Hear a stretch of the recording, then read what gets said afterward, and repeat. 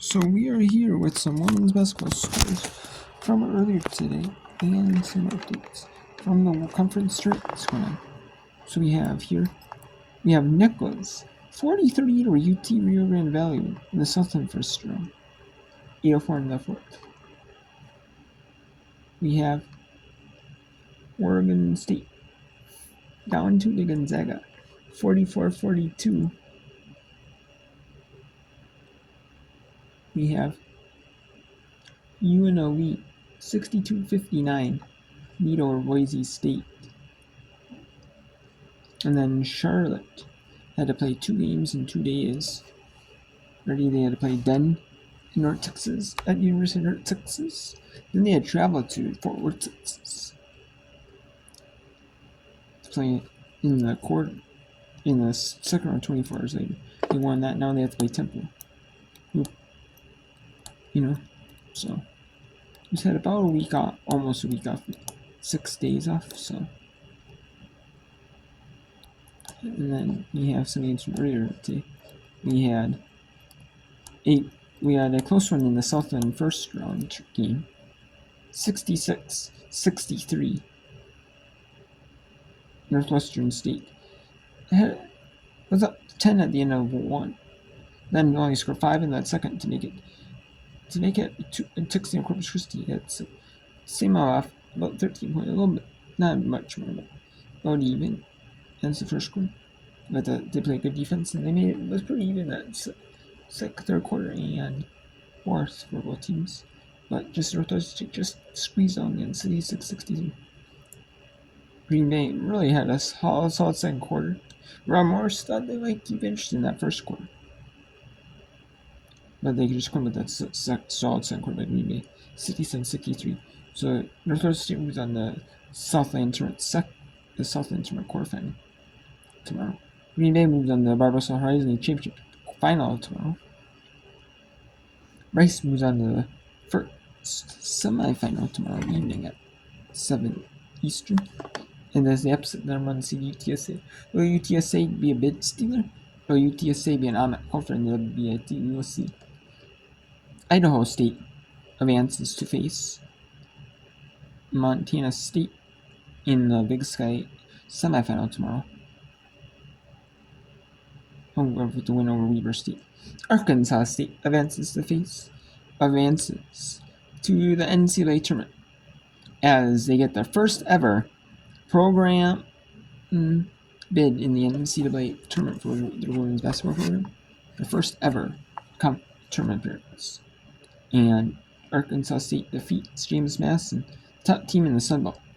They had 21 straight wins. And they only had 3 solid losses against power conference programs. One against Northern Arizona, which is a good mid-major. So they had like solid losses on their season. And they had, but they just lost James Madison. James Madison lost to Arkansas State in overtime. Had to take to overtime though, but they did it. And then Purdue Fort Wayne knocks off Cleveland State, 83-60. Not really doing a whole lot, but just slowly winning each quarter. Except for the third, it was actually Purdue Fort Wayne lost that quarter by 1, but still made 83-65. So it's Green Bay and Purdue Fort Wayne in the Barbasol Horizon League Championship final tomorrow at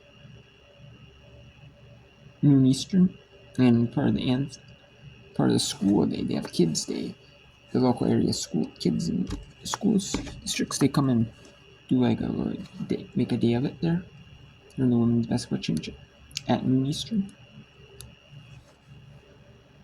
And it'll be on ESPN 2, and as well as ESPN Plus, I'm assuming, as well as like the Sunday one. That might just be if you're actually clicking on the ESPN 2, you can log in with your TV provider and it actually shows the bottom line. Like streaming service. This is what they're doing. So it's just I don't care. I actually prefer that, And then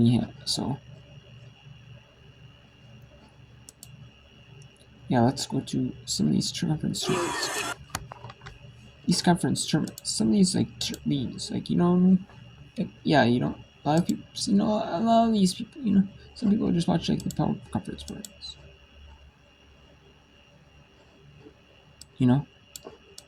And so it's kind of a chance, for these non-power conference, these fans who like to watch women's basketball, a lot of women's basketball, they can actually, like I do, like if you can see the top teams battle around the country, whether in fighting for the top division teams, top teams in their respective conferences, battling out for the automatic qualifier, which is awesome. You don't just watch the qualifier, watch like the first rounds, quarterfinals, semis, watch it all.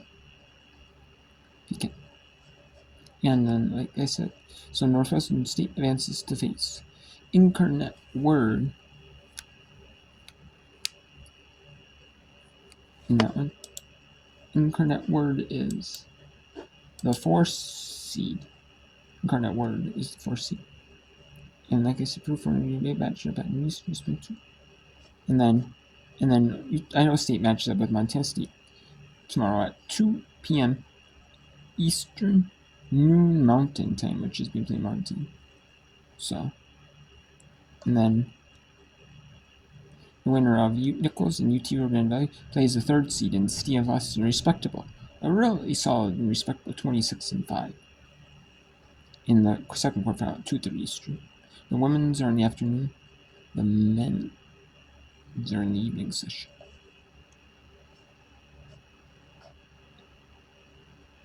And yeah, so we have Rice.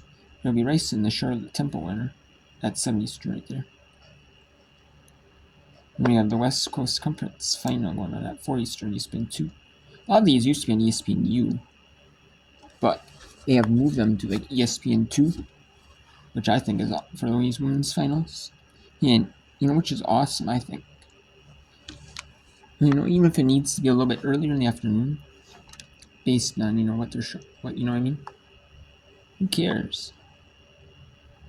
At least they're on TV. So, at least, yeah, it would be awesome, if they're on, if they moved them to, ESPN U or something, had them in, the afternoon, later in the afternoon, evening, maybe, if they had the men's finals on, have them, at, 7 Eastern, 9 Eastern prime time, 2 of them. And I have them on, 2 Eastern. And have them on at, 3 Eastern, 5 Eastern. And then have the men's at, say, maybe at 7 Eastern and 9 Eastern. But, oh well.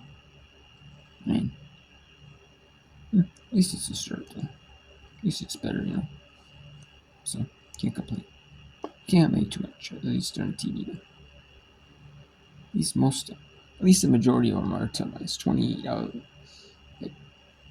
there's 27 out of 31 televised live on ESPN Network or CBS Sports Network or CBS or something like that. So at least they're televising more, even if it's just a final, and even if it has been ESPN News or odd time of day, Yeah, let's take it though. My basketball fans will pretty much take it though. But let's go to and then the winner of Oregon State Gonzaga and Washington State Portland matchup in the West Coast Conference tournament final.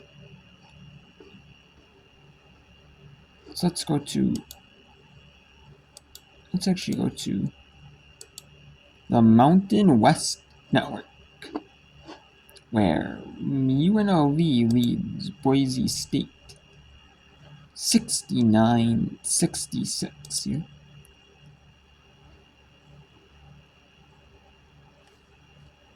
Boise State trying to knock off the 1 seed, the UNLV Lady Rebels. Here are the University of Nevada at Las Vegas Rebels. So we'll see if they can do that here. They're only down 1. UNLV might be a good enough. They have to get an at-large bid stealer, but will the committee actually give it to them, or will they be they be a top seed in the WBIT.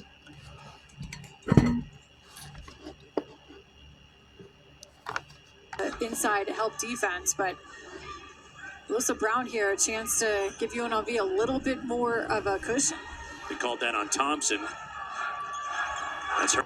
And before we go on any further, later in the day, we'll have some more action coverage from the tournaments with the Big Sky third round, the West Coast Conference tournament semis, the Mountain West quarters, the America East playoffs semifinal from Campus 6, and the Patriot Campus 6 Championship Campus 6 quarterfinals.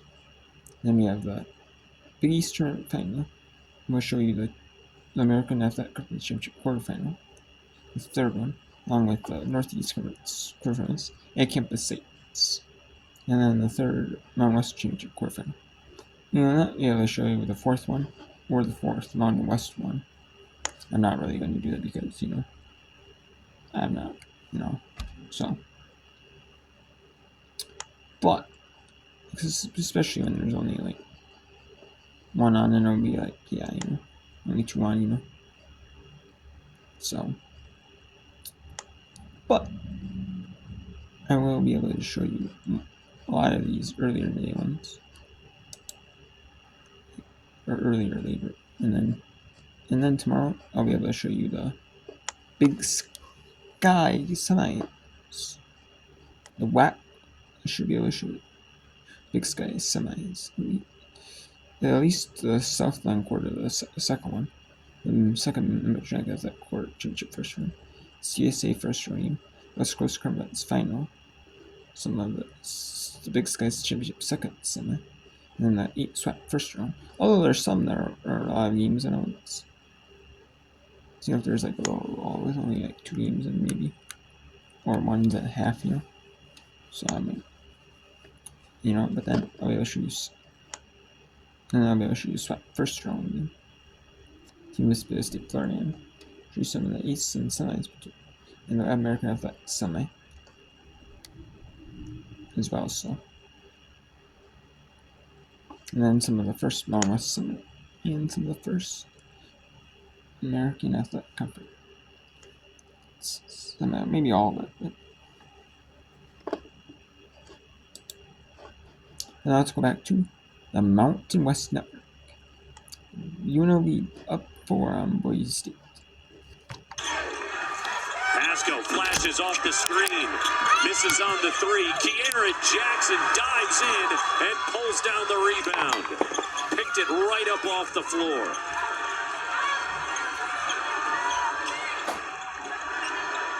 UNLV can make life very difficult on Boise State with a bucket here.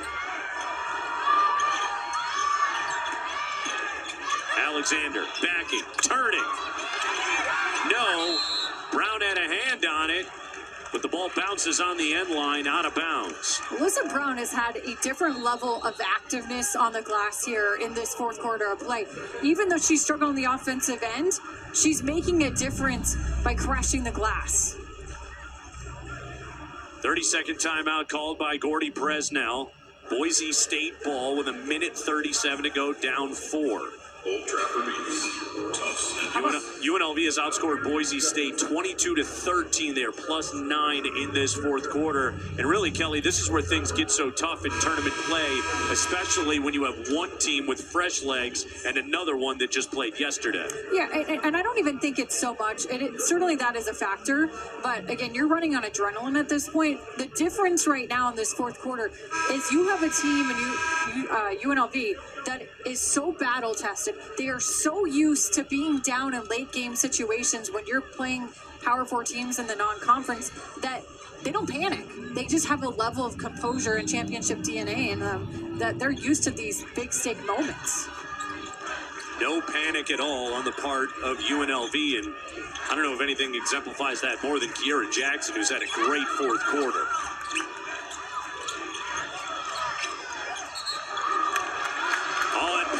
Shuffled her feet. Boise State turns it back over. And Tatum Thompson, that's a good teammate, went right over to Natalie Pasco. shook her hand and said, keep your head up. This game's not Yeah, over. still a lot of time left. UNLV breaks the press, a 2-on-1. Kinson, wide open layup. Huge bucket. Boise State, they can't panic here. You're still very much in this game. Thompson, an open three. Needed that one. It doesn't fall. McKenna Brackens, big rebound, and we're under a minute to go now in a 6-point game. UNLV breaks the pressure. Boise State not fouling. 10 on the shot clock. Kimson, patient. Now she puts it on the floor and attacks. Lays it up to Brackens, who catches it, drops it in, and pushes it to an 8-point game.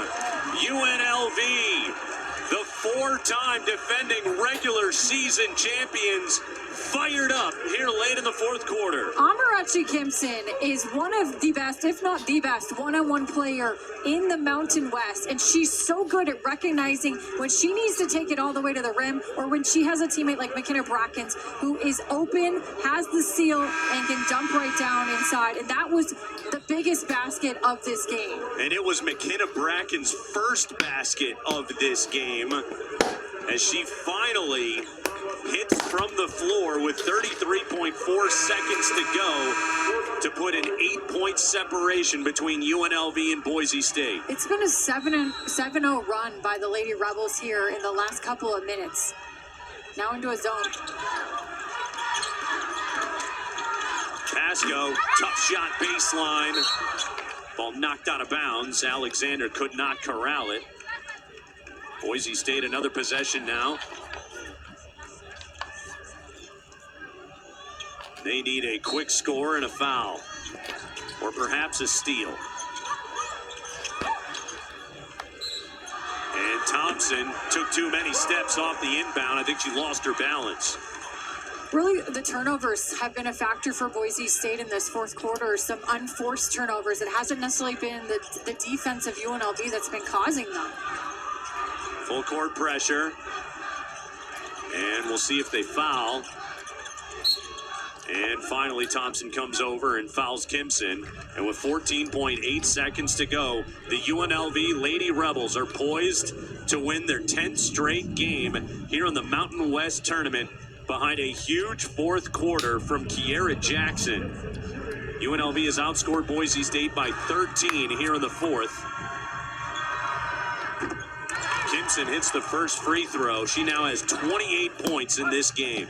And remember, Kiera Jackson, she started 1 of 18 in this game. Since then, she's gone 4 of 4 from the field. And that's what big players do in big moments, regardless of how bad you've been playing previously in this game, or I should say how much you've been struggling offensively. Gordy Presnell calls a final timeout, but a 10-point game with 14.8 seconds to go for UNLV. It appears they will avoid an upset loss. Only 2 conference losses all year for the Lady Rebels. Last Wednesday at Wyoming and January 25th at San Diego State on a buzzer beater by Veronica Sheffy. We'll see San Diego State and New Mexico in our next game here. So let's go to a little bit of the Southland first round here.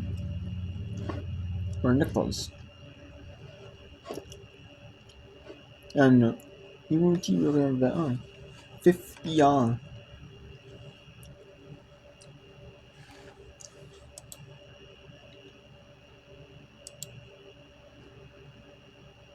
We'll actually go with that, but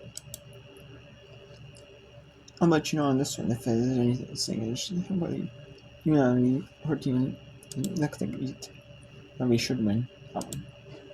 The kitten Gelamo for 3, for the lead. She's the one player you have to know where she is at. She has proven that she is a 3-point threat, and in a big moment, the freshman has delivered. 17-second difference between shot clock and game clock. Trotter. The kick. Inside to Mitchell. Lorenz. Blocked at the perimeter. Mitchell. Underneath and one. O'Keefe foul. She will go to the line. That was the one want to do if you were